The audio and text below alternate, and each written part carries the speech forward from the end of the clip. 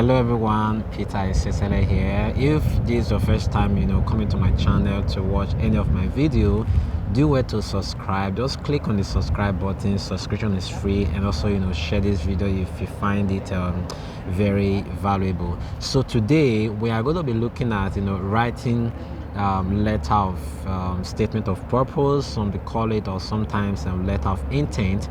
And we're going to be looking at if you're writing it for a course-based master's or program, or if you're writing it for a research-based program. So there are a little bit of intricacies you need to put in, depends on where you're going to use the SOP for. So in my own case, when I wrote my SOP, I already had a supervisor for my master's, even for my PhD. So what I needed to put in was a little bit different from what he is going to also talk about, and based on how the admission process work.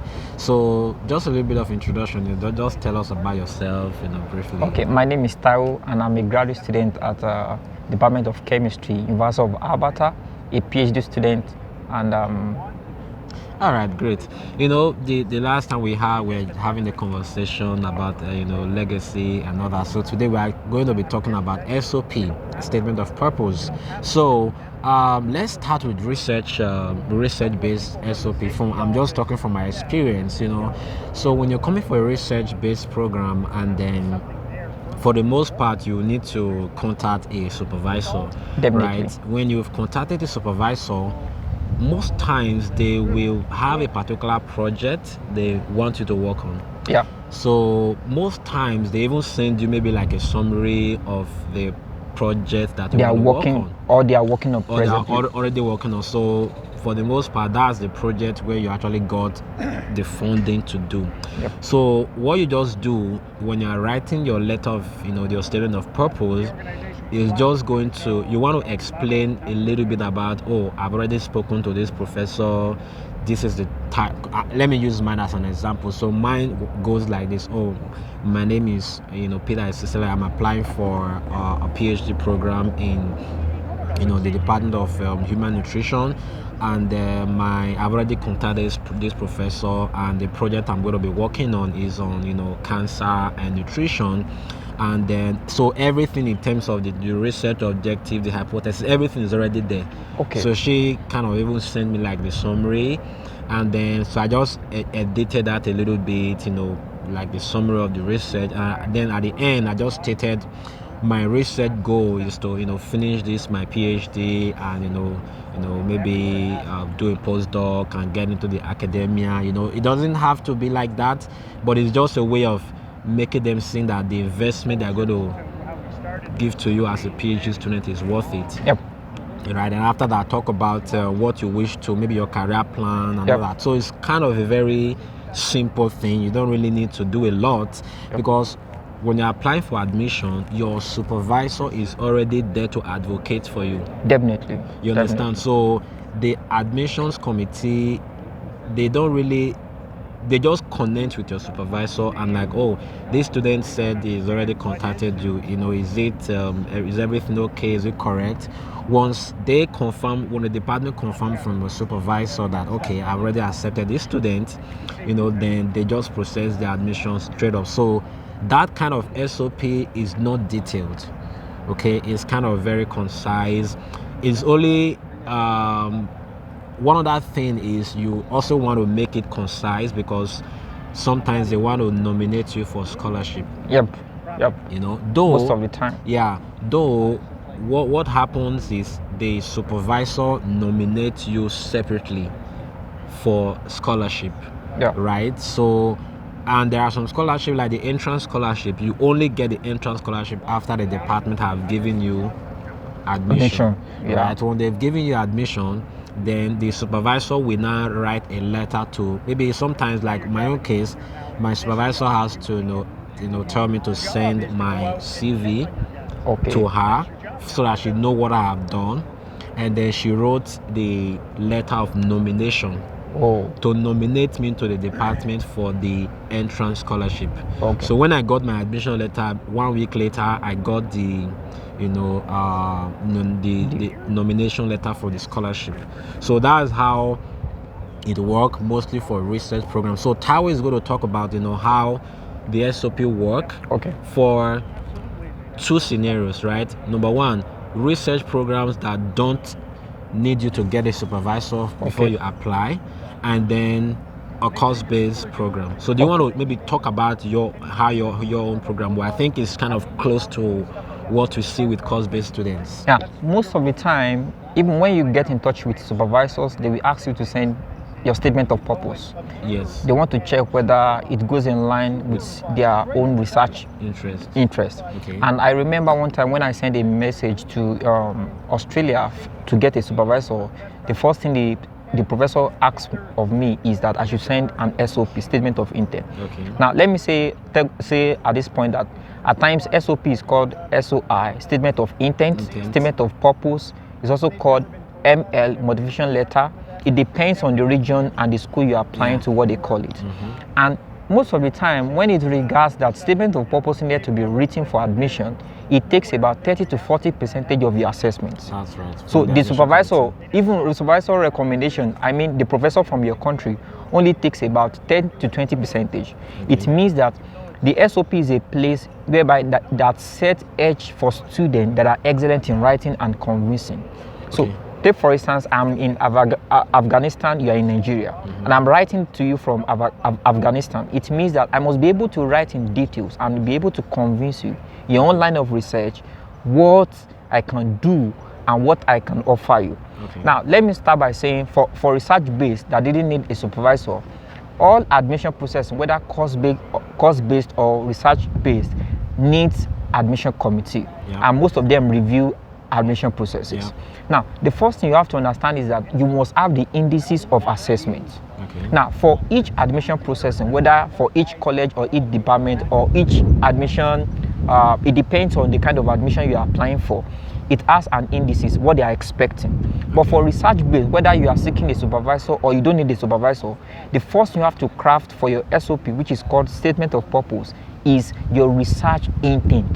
That's because what you want to do, right? What you want to do. And that's what they always look for. And it must always be at the middle point of your write-up. So if your SOP is 2 pages, maximum they always request for, I have seen, is 700 number of words. So if your SOP is 2 pages, it means at the middle point of your SOP, there must be a crafted line or a detail of your research interest. So that's when you talk about, this is what I want to do.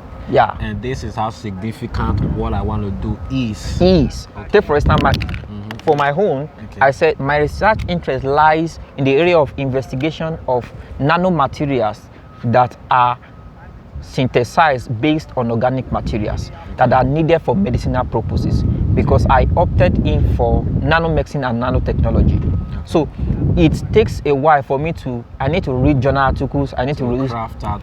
And got so good when I got in touch with that university, that professor in University of Australia, because I really love his research purpose, but he told me that I should have gotten in touch with him a few months ago. So immediately, he just gave me, what he gave me was that he gave me an edge that, okay, I'll give you something else. He gave me journal articles to read. He gave me some write-ups. So when I wanted to write my SOP or my letter to another professor, there was a crafted thing I was doing. So the next thing I will be writing was very easy for me based on the experience I had. So most of the time, rejections are always a step to higher stones.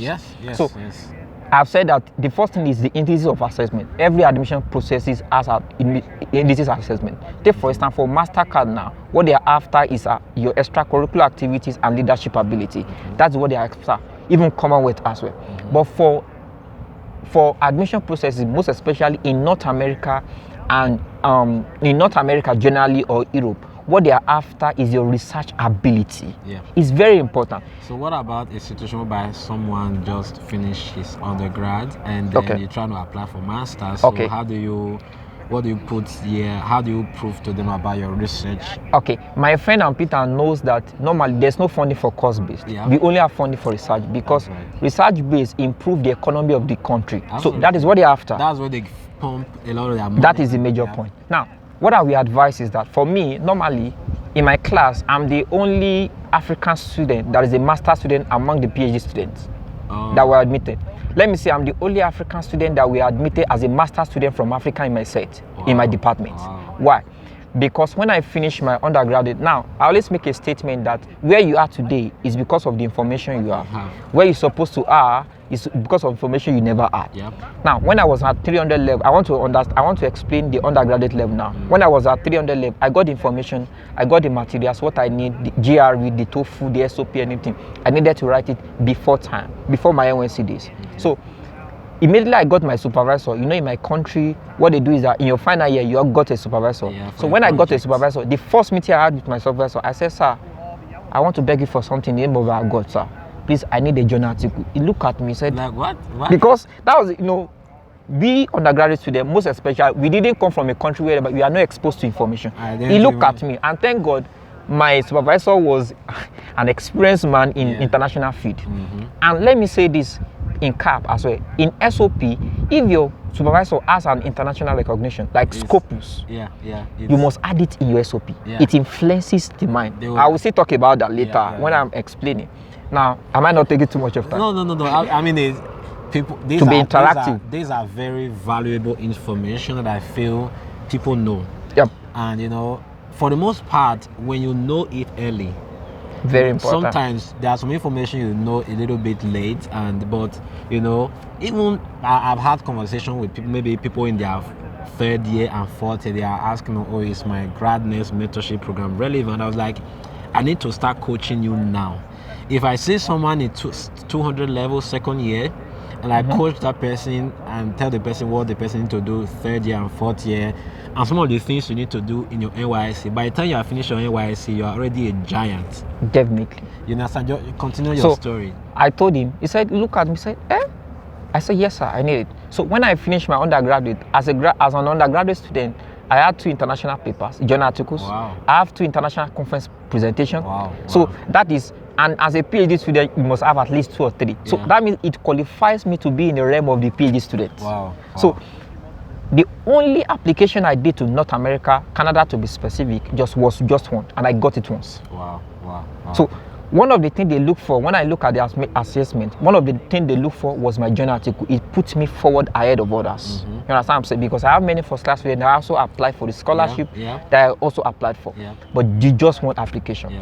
Now, the second thing you have to do is that you must give them what I call a hook. Okay. Take for instance, I want to talk about earth sector, that I want to create nanomaterials. What I started from my SOP was that when I was growing up, I saw that there is belligerent health care sector in my country. That's big English. So. Oh, sorry.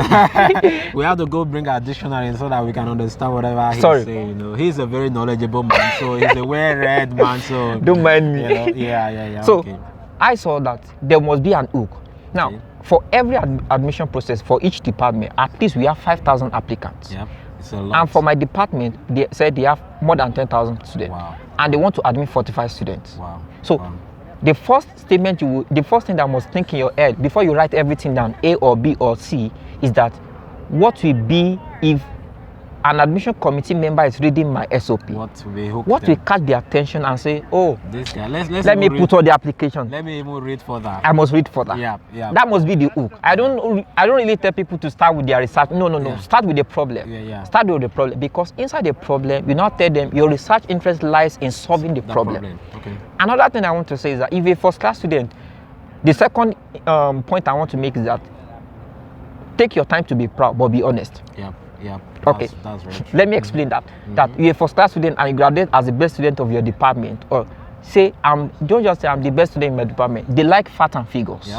All admission committee say I graduated as a top 1% of my department. Yep. You know, we majorly use that here. It's statistics, right? In statistics. Because sometimes there are some things we think actually catch their attention, like I graduated with a first class. It doesn't mean anything to them. It doesn't. It doesn't mean anything to them. It doesn't. So you have to, you understand. For example, if you say you graduated with a first class out of maybe so number of faculties, you understand, and this was the record-breaking point you have. So they kind of understand. Because with North America, they don't really focus on a lot on those first class and all those things.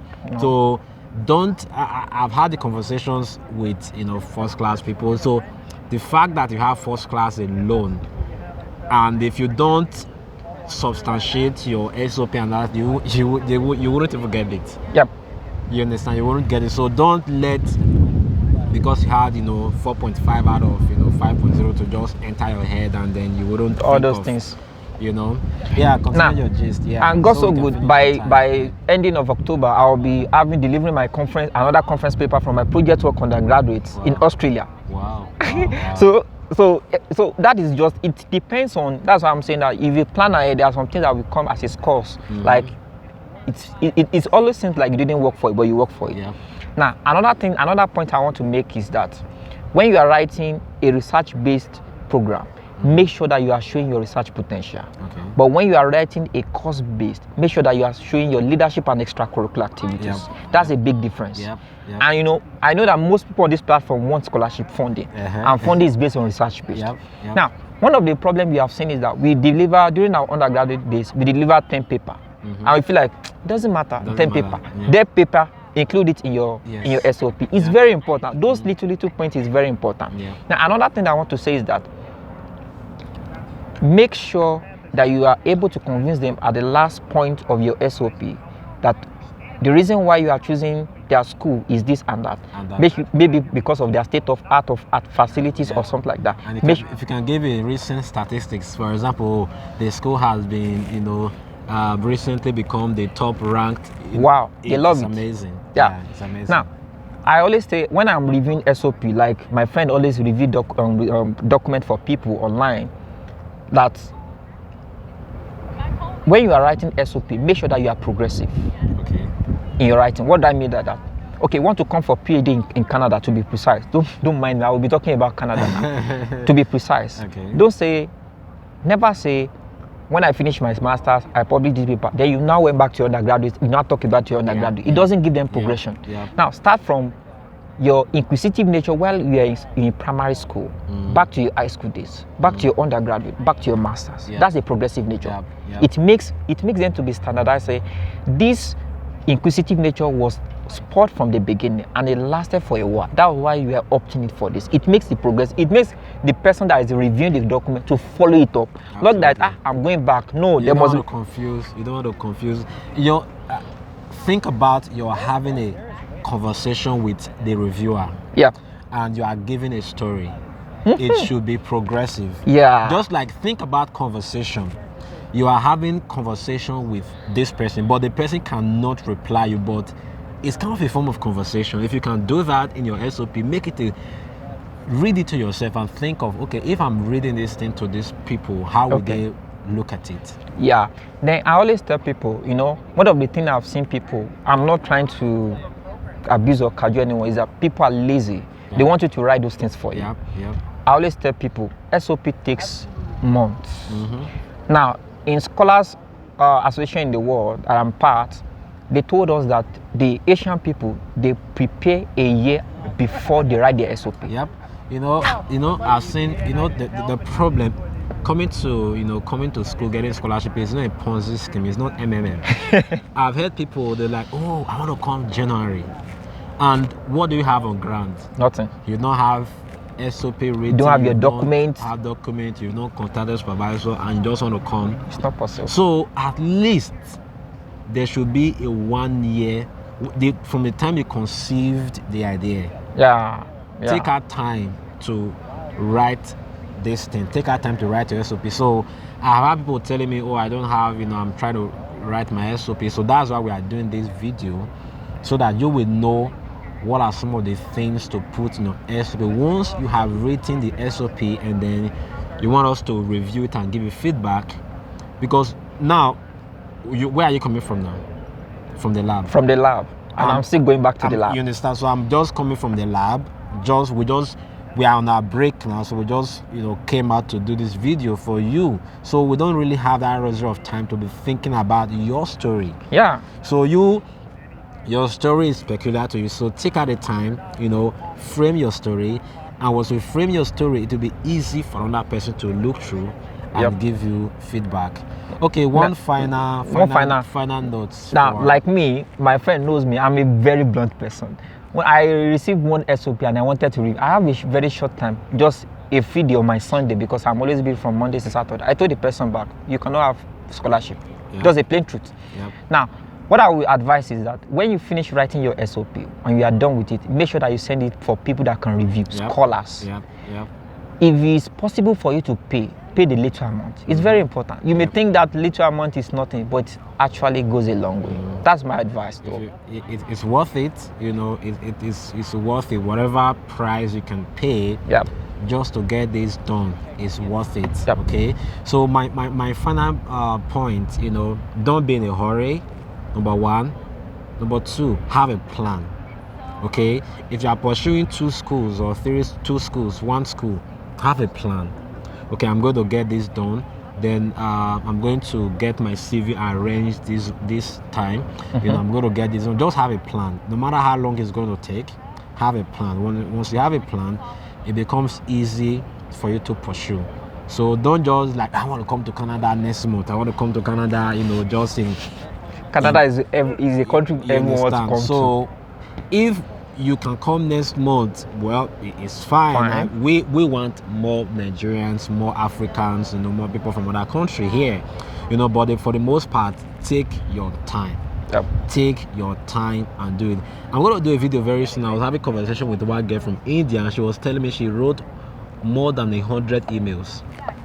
My friend wrote more than 3,000 emails to one person. I think she was like 100 and then 200 emails, and then she had a software where she was using to track the professors that have read her email. Now, let me say this as well, that when you finish writing your SOP, send it to your Google Drive and open it with Google Doc. It always corrects. Then also, if it's possible, send it to Grammarly.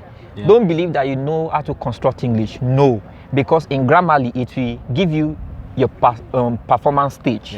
So it's very important like that. Let me for the last point, let me just quickly say this. Now, there are two stages, okay? There is a stage where you will send an email to a professor inquiring about graduate student position. Then there is a point where you will be at admission. You need to write another SOP. And some professors, like I message, some professors will ask you to write SOP. The SOP wanted to submit. Send it to them first. So you have to be a little bit open. It happened differently. But I would advise the quality of time you will take to write SOP. Please. Okay, if you can put in that information to compose an email, just an email, not the SOP now for admission. That same quality of information and time, put it in composing those emails. For my email, the first time you want to do, I send it to 2 or 3 people to review for me. I send it to 2 doctors, 2 associate professors to review it. It's not, you are not trying to say you know you are not an island of knowledge. If you see someone that can review it for you, send it to them, let them review it for you. For my comment, you can, some people, when they see comment on your PDF or your Microsoft Doc, they feel like 20 comment per page, 30 comment. Just take it and absorb it. Correct those things. As a graduate student, it's let's not talk about graduate student life experience, about having comments and all that. Anyway, thank you everyone. I really appreciate Taiwo for really sharing that useful experiences. I believe by now you know what and what you should be putting, know the difference. If you are composing an email to a professor, it's kind of an SOP. Okay, then you have to make sure it is very concise. Then if the professor asks you to send an SOP along, like you can send it along. So I've seen some people, what they do is they just compose an email and they will say attached it's my letter of. Then at time, all faculty members, professors, on their page, they will say if you are sending email to them requesting as a graduate student, send your CV and SOP or research proposal with it. There are some people like that. So you need to be a little bit fluid, know what the professors actually want. If you know what they want, it will be very, very easy for you to navigate your way. That's why we are here, right? GradNext mentorship program, even though we are quite quite very busy, I'll be able to help you, read through your email, read through your SOP, just kind of guiding you through the process. Yep. Okay, so you can contact me on Facebook, you can contact me on WhatsApp at any time. Mostly, during the weekends, Saturday and Sunday, those are the best time we have to have conversations. We can coach you, we can guide you, we can direct you, but we wouldn't do it for you. But once you've done something, then we can help you read through your email, make suggestions, and then give you feedback. Yep. So you can reach me at GradNext mentorship, or my Facebook page, my YouTube, or LinkedIn. My name on LinkedIn is Peter Isesele, and then what's your name on LinkedIn? Taiwo Okeyedun. Taiwo Okeyedun. So you can also reach him, send him an email, and he'll be, maybe during the weekend he can have time to read through your emails and your SOP. So that's why we are here to guide you. So thank you everyone for coming, for watching this video. So if you have not subscribed, do it. These are very useful information that we are giving out for free. So if you enjoyed this video, just click on the like button, and then in the comment section, what question do you have regarding SOP, and then just tell us your experiences in terms of maybe what effort you've made in the past. In the comment section, what challenges have you faced with SOP, and also kind of mention in the comment section what schools you are interested to attend, to attend in Canada, if it is course-based or risk. Just kind of put everything in the comment section. That way, when I read through it, I will be able to see you, so that when you contact me and I've already seen your comment, it will be kind of easy for me to relate with you. So if you want to start that conversation, kind of start in the comment section below. So subscribe, like this video and share with your friends. So we will see you in our next video. Thanks.